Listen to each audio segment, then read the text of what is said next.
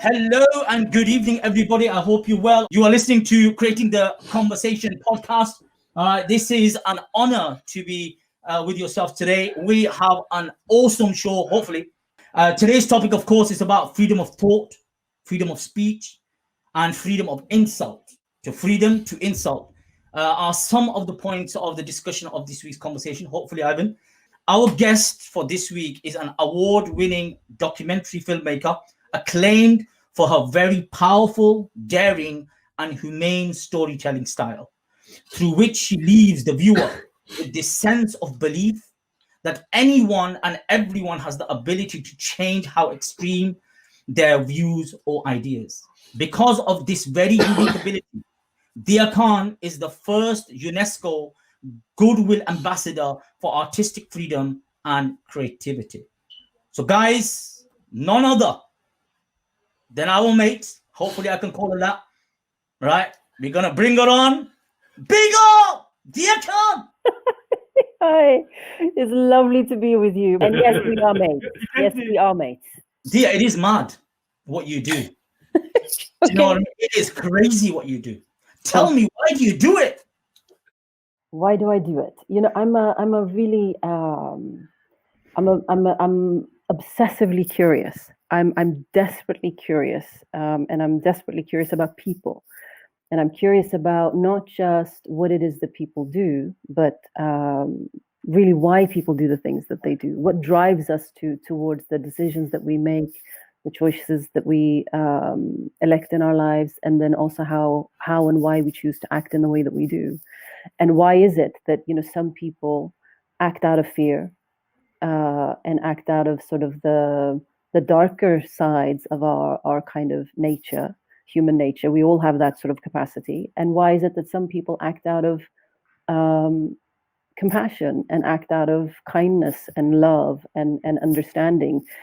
I actually, in the last film that I just did, I spent some time with this incredible man.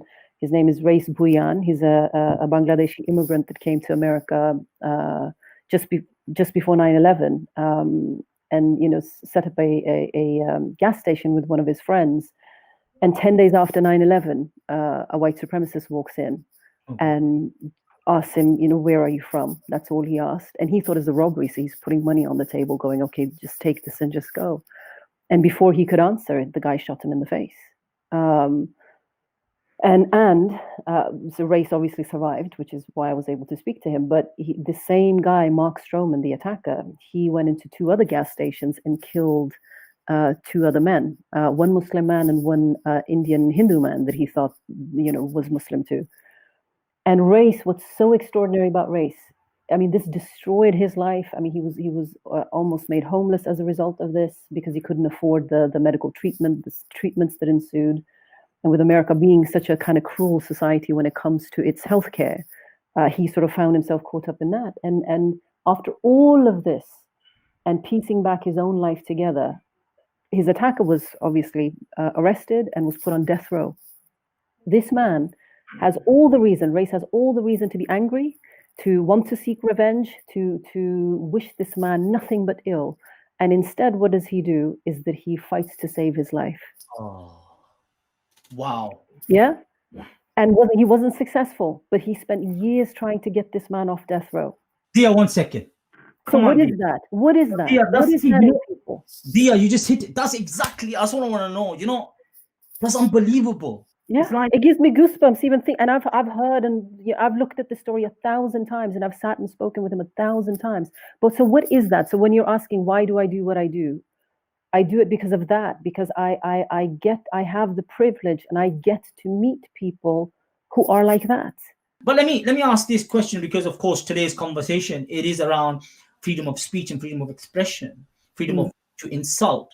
Those people, those individuals who have extreme views, extreme ideas, aren't they just, you know, aren't they just expressing their freedom of speech? So I think that people should have the right to say whatever they want to say.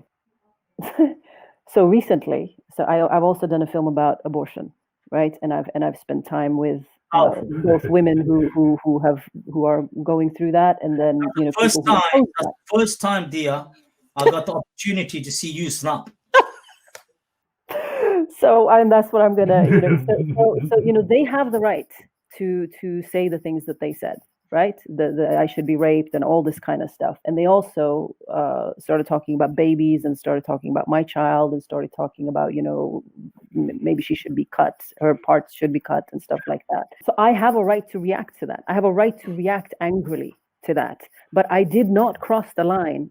I understand that feelings and sensitivities and the heart and the passions get ignited and get enraged and people's feelings get enraged for all sorts of different reasons. For me, you're going to talk about my daughter and you're going to talk about her private parts. Something's going to happen to my head, but I don't have the right to cross that line. And I don't believe that any Muslim or any non-Muslim has the right to cross that line. Because what people hold dear to their hearts and to their souls and to their entire being is dear to them. You can't enforce upon somebody else and force upon somebody else that they hold the same values as you, right? Because that's just not possible. Because if you flip this thing around completely, I am offending them. In their eyes, I'm offending them. I am there, supporting these women who in their eyes they're committing murder, right? Yeah. So it's a little bit in the eye of the beholder as well. So, and it's a very slippery slope, I think, to start curtailing and policing and containing and restricting speech.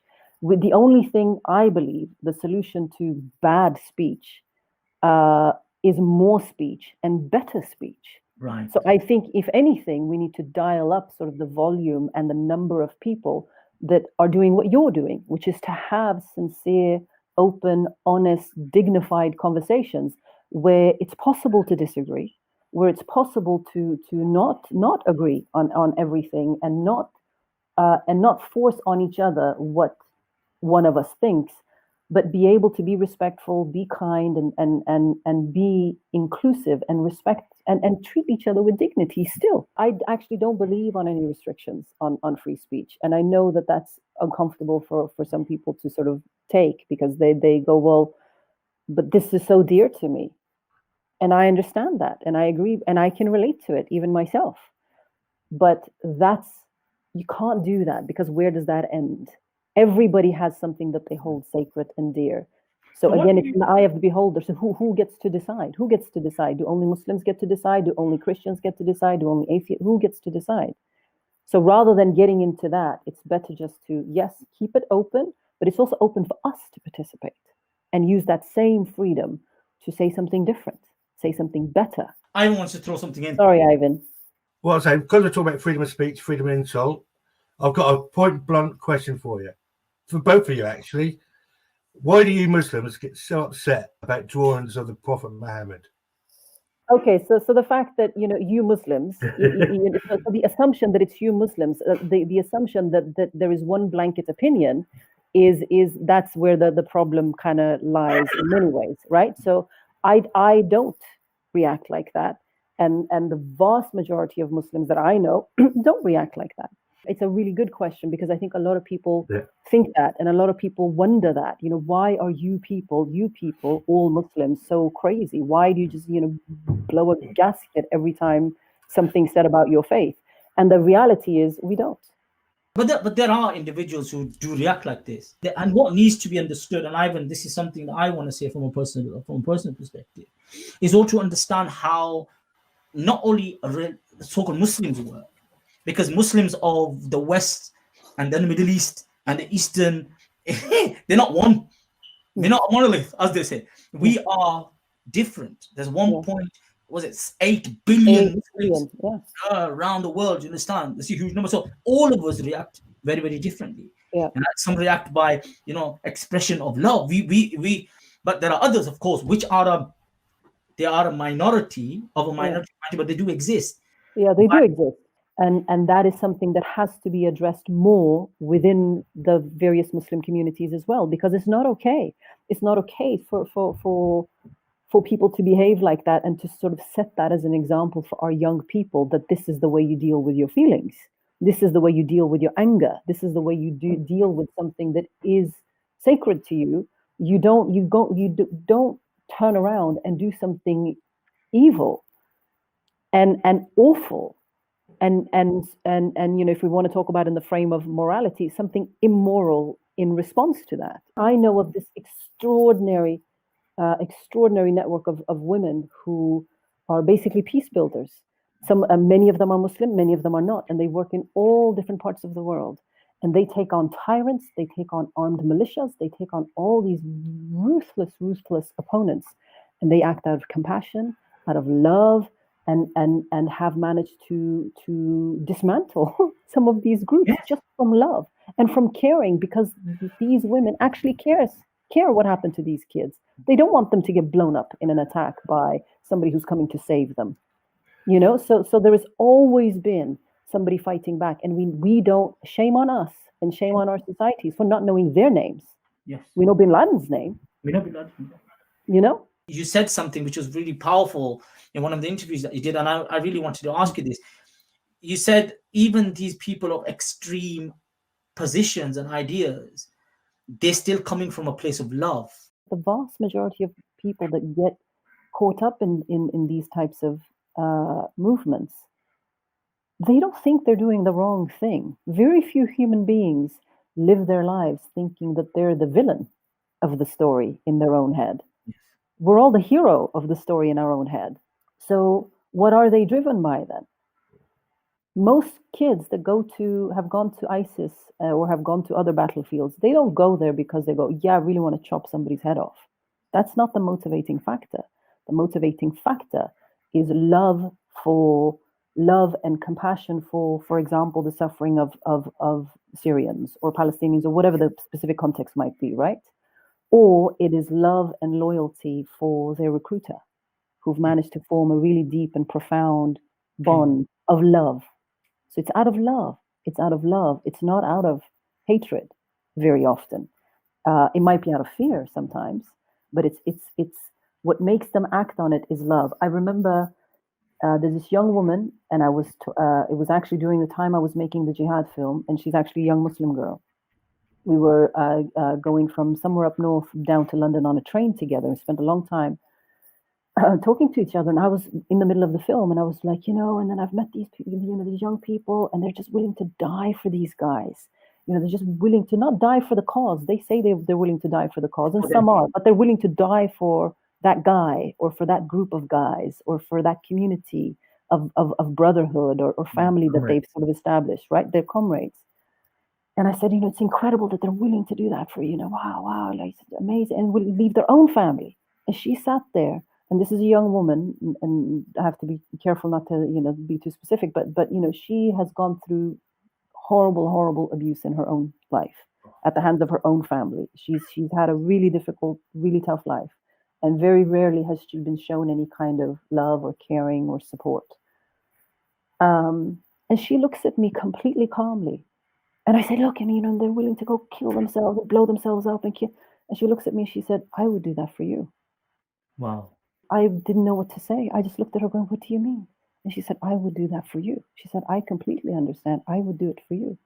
And what had I done for her? Nothing in my eyes. All I've done is listen to her. In the little time that I didn't even know her that well. I listened to her. I was supportive towards her. I was understanding of the struggles that she's gone through and the brokenness that she was trying to do something about.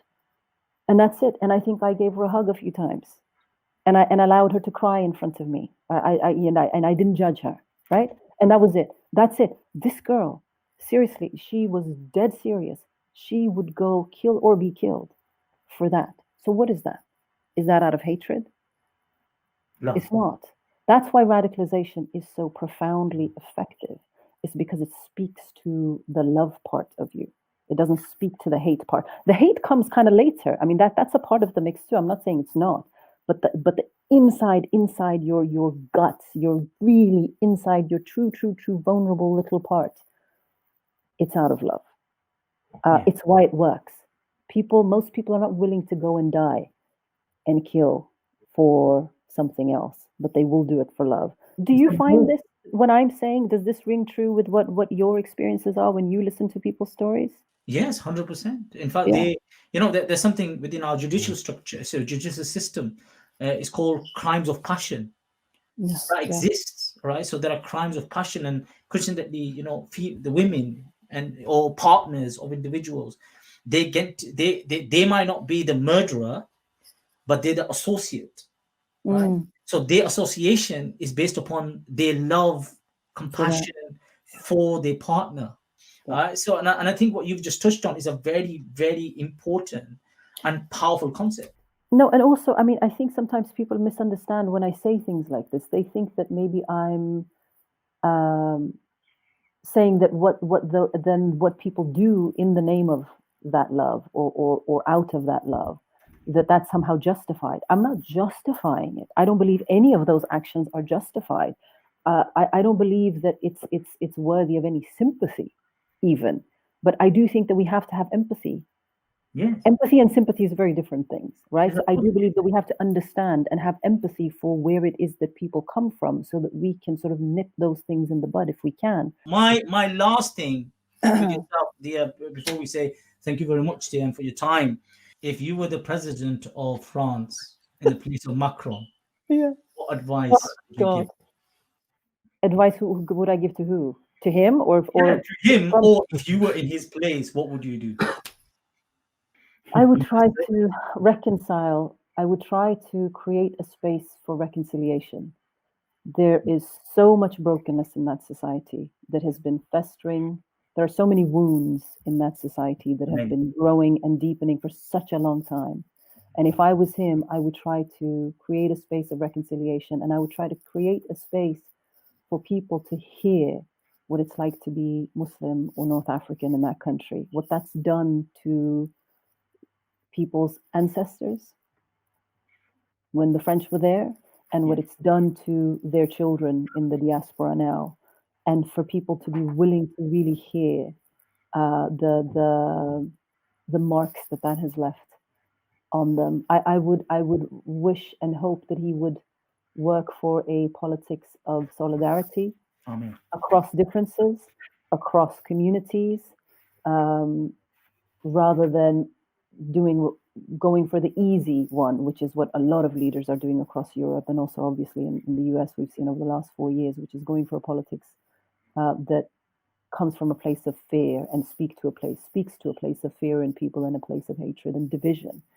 So I would wish for him to build more bridges, but that doesn't mean that he can't have difficult conversations. But ultimately, a leader's job is to unite his people, Yes. and to speak and to show that everybody matters, and is to include everybody, and to ensure that there is a sense of belonging for everybody. And Frenchness and Muslimness are not two separate things; they are one. Same thing with British values. Well, what is it? Part of that is also being Muslim. And part of that is we can disagree. And that's okay. That is absolutely okay. So I think inclusion and kind of bridge building and spaces of reconciliation is something that really is needed, that we don't see from a lot of leadership, other than, from places like New Zealand. Actually. Hallelujah. I love her. Hallelujah. God bless her. She's She's amazing. Deeyah, thank you very, very much for Thank you. accepting our invitation. Of course. Being an awesome guest. Do you know what I mean? And hopefully we can do this again. Big up, everybody, and God bless. See you next time. Bye bye. Creating the Conversation podcast. Bye bye.